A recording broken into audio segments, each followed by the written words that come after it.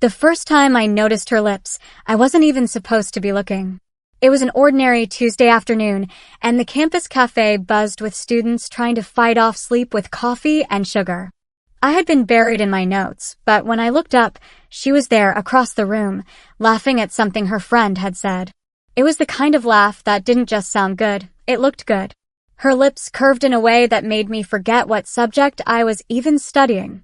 I told myself it was nothing. Just a passing thought. Just another girl. But the truth is, there was something magnetic about her, an energy that pulled me in before I even knew her name.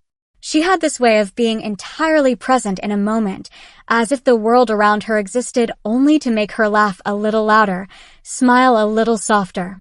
Her name, I learned later, was Elena. Beautiful, classic, and somehow it suited her perfectly. We crossed paths more often after that. Sometimes in the library, sometimes at the cafe, sometimes walking out of the lecture hall at the same time. Each encounter was brief, casual, the kind of thing most people wouldn't notice. But I noticed everything. The way she tucked a strand of hair behind her ear when she was nervous. The way she bit her bottom lip when she was concentrating. The way her eyes seemed to linger on me for just a moment too long. I didn't mean to fall for her. But some things happen softly, almost silently, like a whisper you only realize you've heard after it's gone. One rainy evening, fate gave me the excuse I'd been secretly hoping for. The cafe was overcrowded, every table filled with students escaping the storm. I was about to leave when I saw her, sitting by the window with only one empty chair across from her. She caught my eyes, smiled, and gestured for me to sit. "Looks like it's you and me against the rain," she said lightly, her voice carrying that same warmth her laugh always did. I tried to play it cool, but my heart was beating far too fast for casual conversation. We talked about small things at first, classes, the weather, the miserable campus Wi-Fi, but it flowed so easily. Hours slipped by unnoticed, and the storm outside only made our corner feel more like a world of our own. At one point, as she leaned forward to make a joke, her hand brushed mine on the table. It was the smallest touch, but it sent a current through me so strong I had to catch my breath. She didn't move her hand away immediately. Instead, her fingers lingered, tracing the line where mine rested, as if testing some invisible boundary. That was the night I realized something undeniable. I wanted to know what her lips felt like. After that night at the cafe, something shifted between us. It wasn't spoken out loud, but it lingered in the way we looked at each other. Every time I saw her after that, it felt like there was an invisible thread pulling us closer. The next week, Elena found me sitting alone on the library steps. She had a coffee cup in her hand, my favorite, the one she somehow remembered from that rainy evening. "Thought you might need this," she said, handing it to me with a grin. It was such a small gesture, but it melted me completely. Nobody ever noticed those little things about me, and yet she had. I thanked her, trying not to let my voice shake, but the way her eyes softened told me she could probably see through me anyway. We started spending more time together after that. At first, it was just casual study sessions, grabbing coffee, walking to class. But soon, our conversations stretched longer, our silences grew more comfortable, and our touches. They lingered just a little too long to be innocent. One evening, we found ourselves walking through the park. The sunset painted the sky in shades of pink and gold, and the air was cool enough to make me shiver.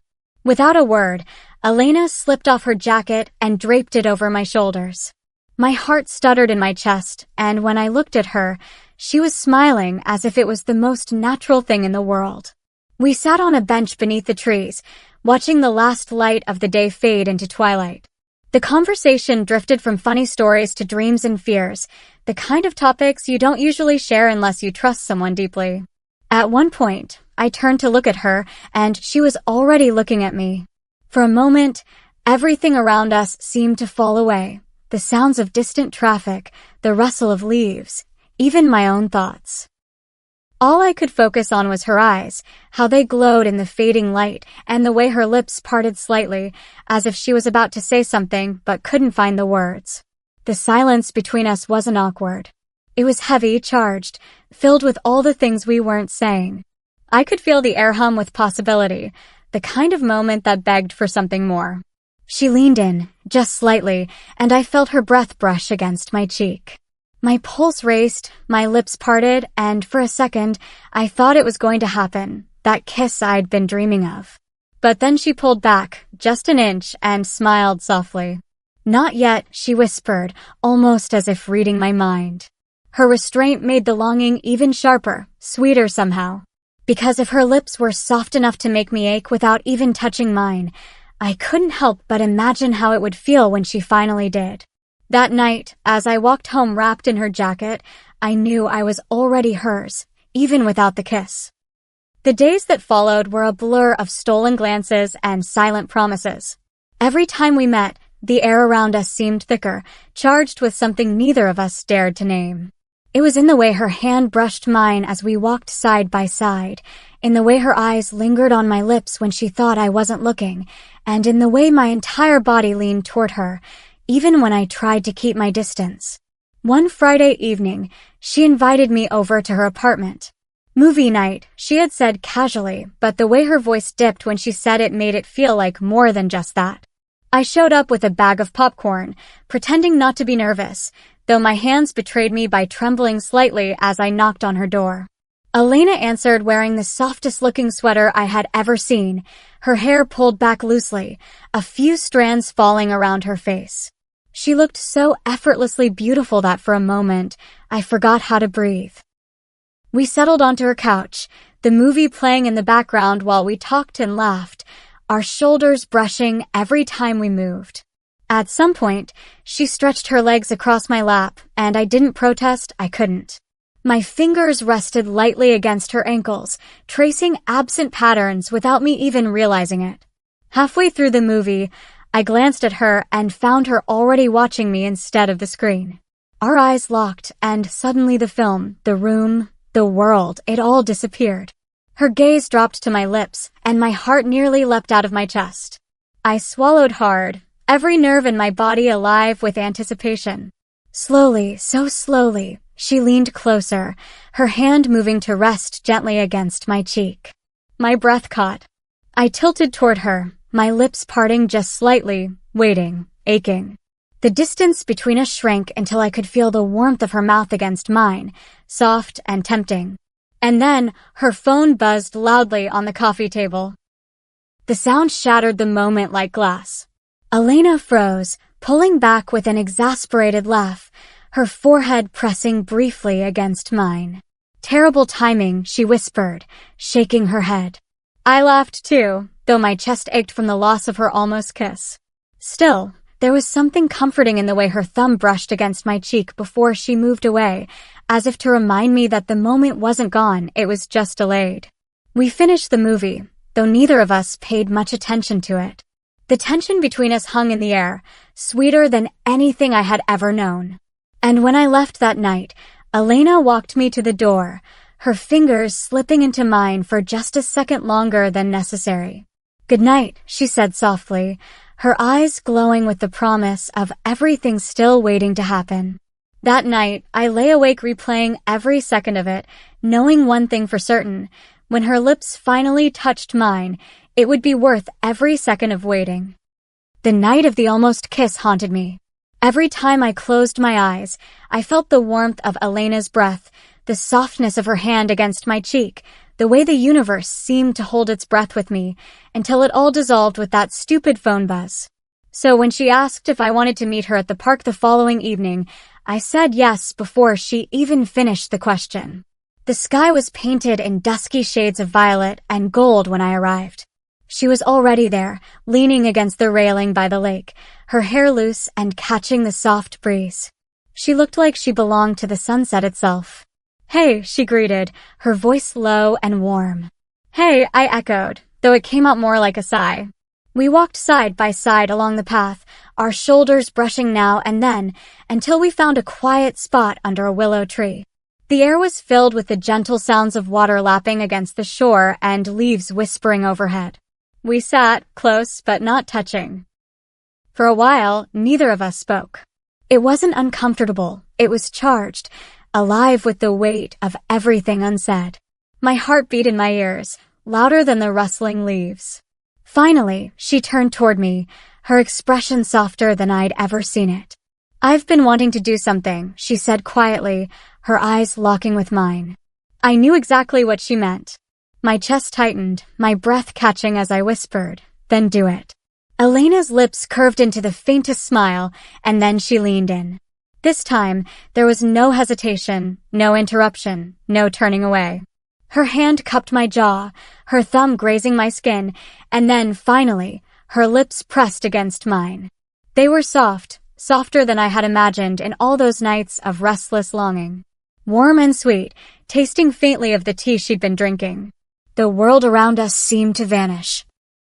All that existed was the delicate pressure of her mouth against mine, the way her breath mingled with mine, the gentle but certain way she pulled me closer. My hands found her waist, tentative at first, then firmer as if to anchor myself to the reality of the moment. I kissed her back, every nerve in my body sparking with the sensation, every beat of my heart syncing with hers. When we finally pulled apart, our foreheads rested together, our breaths uneven, our smiles unstoppable. "So," she murmured, her lips brushing mine as she spoke, "was it worth the wait?" I laughed softly, my chest so full I thought it might burst. "More than worth it." Her thumb traced my cheek again, and then she kissed me once more, slower this time, deeper, like she wanted to memorize the shape of my mouth. And I let her, because there was nothing else in the world I wanted more. That night, beneath the willow tree, I learned the truth I had been chasing since the first moment I saw her. Her lips were soft, yes, but it was the way she kissed me that made me feel like I had finally come home.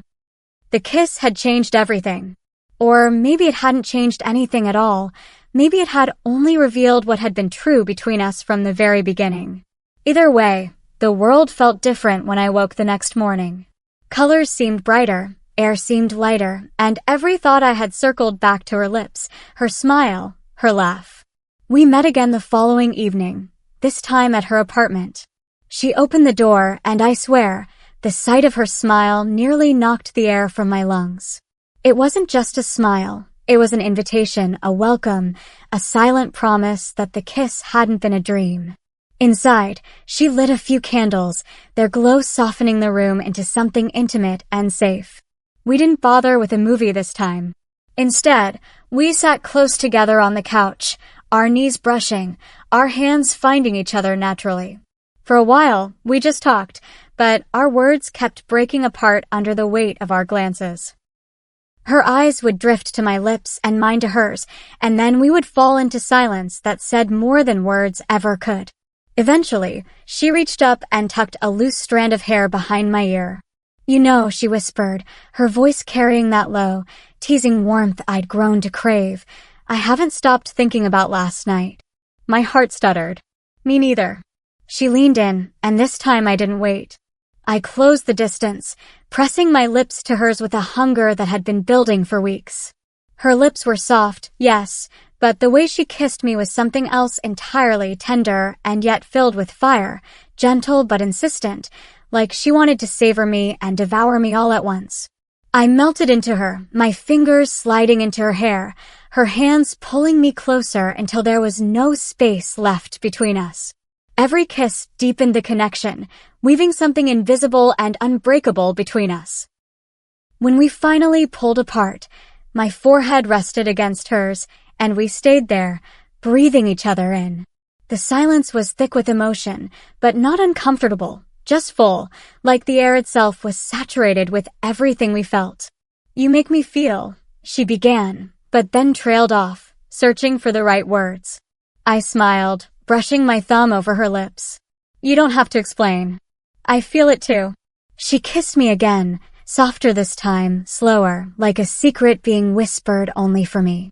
And in that moment, I knew there was no going back. Her lips had undone me, rewired me, changed the way I understood what it meant to want someone. That night, wrapped in her warmth, I realized that the story wasn't about the kiss itself. It was about everything the kiss carried, the trust, the longing, the promise of something lasting. And it was only the beginning. The days after that evening blurred together in a haze of warmth, laughter, and stolen kisses.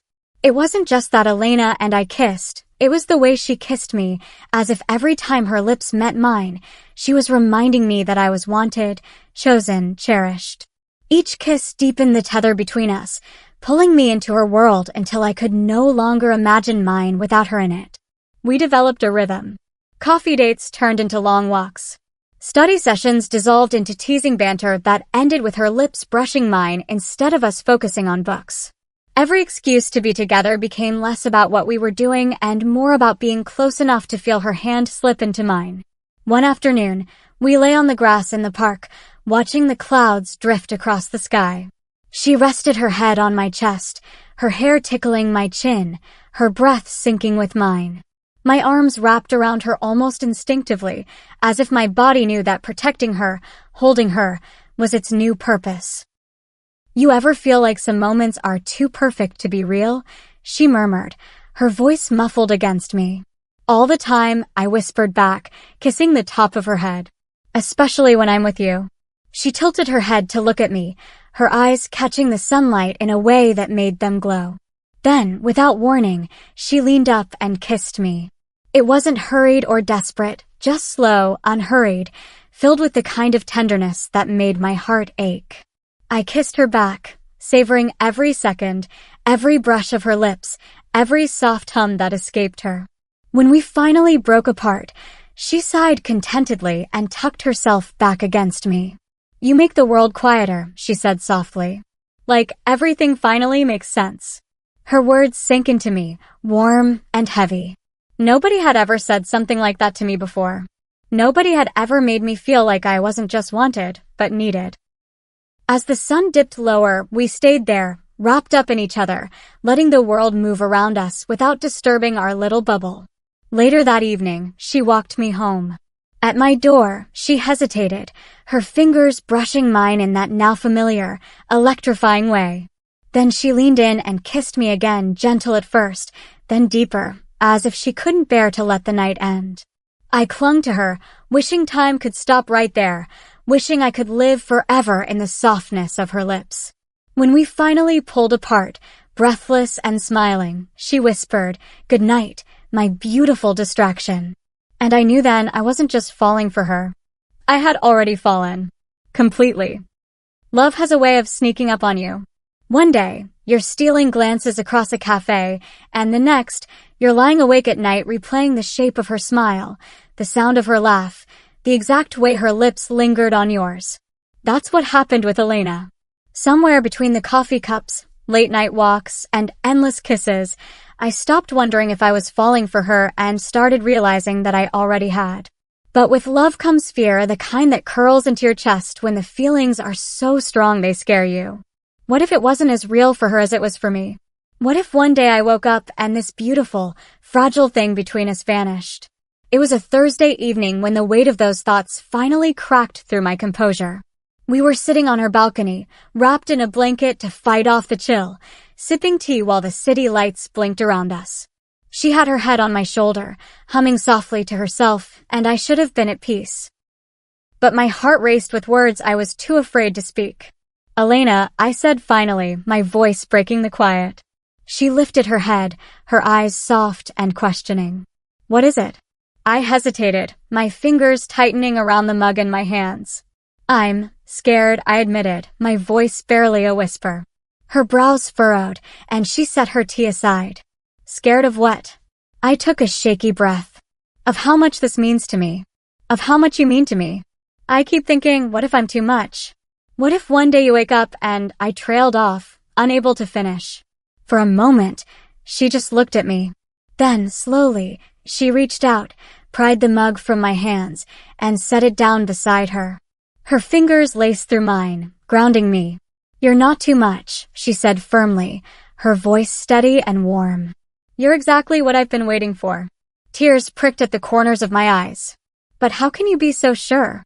She leaned in, cupping my face with both hands, forcing me to meet her gaze. "Because I know what it feels like to want something halfway." And this, her lips brushed mine in the softest kiss, almost reverent. "This is not halfway. This is everything." The tears slipped free, but they didn't fall from sadness. They fell from relief, from the overwhelming sense of being seen, chosen, loved. I kissed her back, my hands clutching at her as if to hold on to that certainty she had given me. The kiss deepened, slow and unhurried, a promise written in every movement of her lips against mine. When we finally broke apart, she pressed her forehead against mine and whispered, "Don't be afraid of how much you love me. I'm not going anywhere." And in that moment, I believed her. Completely. After that night on her balcony, something inside me settled. The fear didn't vanish completely. Love is always a little terrifying, but her words wrapped themselves around my heart like a shield. Elena wasn't just with me, she was choosing me every day, with every look, every touch, every kiss. We started spending even more time together. Afternoons stretched into evenings, and evenings stretched into nights. Sometimes we didn't even need words. Her hand in mine was enough. The sound of her laughter was enough. The gentle way she leaned into me was enough. One rainy Saturday, we stayed in at her apartment. The world outside blurred into a curtain of silver droplets against the windows, but inside, everything was warm. We made pancakes in the kitchen, laughing when she burned the first batch, and later we sprawled on the couch, tangled up in blankets and each other. She was lying half on top of me, her head resting on my chest, when she tilted her face upward to look at me. Her eyes lingered on mine, and then, without a word, she kissed me. It was slow at first, the kind of kiss that felt less like a beginning and more like a continuation, like we had been kissing forever and would keep kissing for the rest of our lives. Her lips moved softly against mine, tasting of maple syrup and tea, and I smiled into the kiss because there was nothing sweeter in the world. The kiss deepened, her hands sliding up to my shoulders, pulling me closer. I held her tight, my fingers brushing through her hair as if I could memorize the texture of it. Every kiss was a conversation, a confession, 1,000 unspoken words exchanged without sound.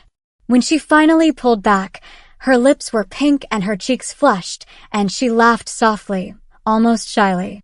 "You're going to ruin me," she whispered. I traced my thumb over her lips, marveling at their softness. "If this is ruin," I murmured back, "then I never want to be whole again." She kissed me once more, quick and playful this time, before burying her face in my neck. I could feel her smile against my skin, and it sent a warmth through me that no storm outside could touch. The rain poured on, but we didn't care. We stayed wrapped in each other, trading kisses and whispered promises, as if the world beyond her apartment didn't exist. And maybe, in those moments, it really didn't. Because when I was with her, time didn't feel linear. It didn't march forward or slip away. It simply stopped, holding us in a bubble where only love mattered. And the truth was simple, undeniable, and absolute. I never wanted to leave that bubble. Not ever. Love had become the rhythm of my days. It wasn't loud or dramatic. It was quiet, steady, woven into the smallest details. It was in the way Elena texted me good morning before my alarm went off. It was in the way she grabbed my hand absent-mindedly when we crossed the street. It was in the way she kissed me like she was both savoring the present and promising me a future. One evening, we ended up back at the park where we had shared our first real kiss. The willow tree swayed gently above us, and the air carried the soft scent of blooming flowers. We spread out a blanket and lay side by side, looking up at the stars. "Elena," I whispered, breaking the comfortable silence. "MHM," she replied, turning her head toward me, her hair spilling across the blanket like ink. "Do you ever think about the future?" The question slipped out before I could stop it. Her lips curved into a smile. "With you? All the time." My heart skipped. "Really?" She reached over, taking my hand in hers, her thumb brushing circles against my skin. "I think about mornings with you. Making coffee in a tiny kitchen, arguing over who gets the last pancake. I think about traveling together, getting lost in places we've never been. I think about falling asleep next to you and waking up with your hair in my face." I laughed softly, blinking back the sudden sting of tears. "That sounds perfect." "It will be," she said, her voice steady. "Because it's with you." I leaned closer, unable to resist kissing her. This kiss wasn't rushed or desperate. It was full of quiet certainty, the kind that seeped into your bones and stayed there. Her lips moved slowly against mine, her hand tightening around mine as if to anchor the promise between us. When we pulled back, our foreheads pressed together, I whispered, "I don't want this to ever end." Her eyes softened, her voice dropping to a murmur. "It won't. Not if we don't let it." The stars shimmered above us, but all I could see was her. In her eyes, I saw not just the present moment, but an entire future unfolding, one built on love, laughter, and kisses that tasted like forever. We lay there for hours, dreaming out loud, painting pictures of a life we hadn't yet lived, but already believed in. And each time our lips met, it wasn't just a kiss, it was a vow. By the time the night grew cold and the park emptied, I knew something with absolute certainty. Elena wasn't just a chapter in my story. She was the whole book. Time passed, but love never dulled between us, it only deepened. What began with stolen glances across a cafe had become a love that colored every corner of my life.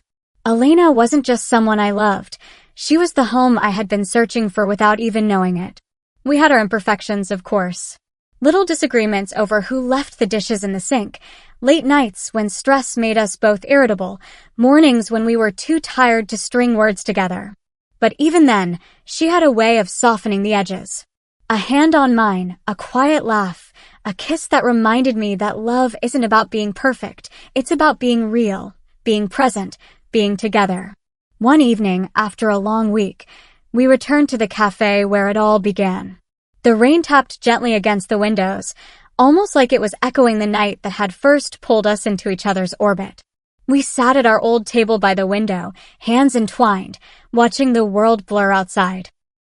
"Do you ever think," Elena began, her voice soft and thoughtful, "about how different everything would be if you hadn't sat here that night?"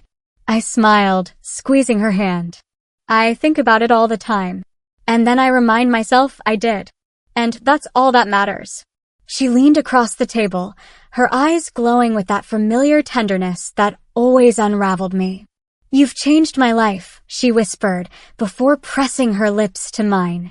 The kiss was unhurried, unashamed, carrying the weight of every moment we had lived together and every dream we still held.